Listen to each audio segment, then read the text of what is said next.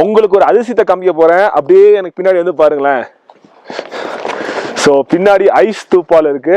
ஃபுல்லா டாக்குமெண்ட் பண்ணி வச்சிருக்காங்க. உள்ள வந்தீங்கன்னா நீங்க பார்க்கலாம் இந்த ஆர்டிஃபிஷியல் ஸ்தூப்பா எந்த அளவுக்கு இம்பார்ட்டன்ட், இந்த மாதிரி ஐஸ் கிளேசியஸ் எந்த அளவுக்கு இம்பார்ட்டன்ட் பயங்கர பியூட்டிஃபுல்லா ரெடி பண்ணிருக்காங்க.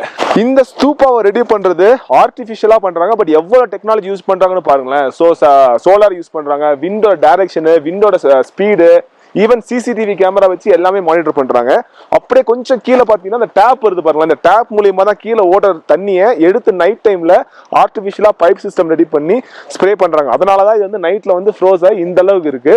ஏப்ரல் அண்ட் மே மந்த் மட்டும்தான் இந்த ஸ்தூப்பா கிடைக்கும். மற்ற டைம் ஜூன் ஜூலைக்கு மேல இந்த ஸ்தூப்பா கிடைக்காது. ஸோ மறக்காம உங்க பக்கெட் லிஸ்ட்டை இதையும் ஆட் பண்ணிக்கங்க. லடாக் வந்தா கண்டிப்பா இந்த லொகேஷனை பார்த்துட்டு போங்க. ஸ்தூப்பாங்க எல்லாம் வலிக்கு விழுந்துட்டு இருக்காங்க. உள்ள வந்து வெயில் படாதனால ஐஸ் வந்து ரொம்ப ஹார்டா இருக்கு.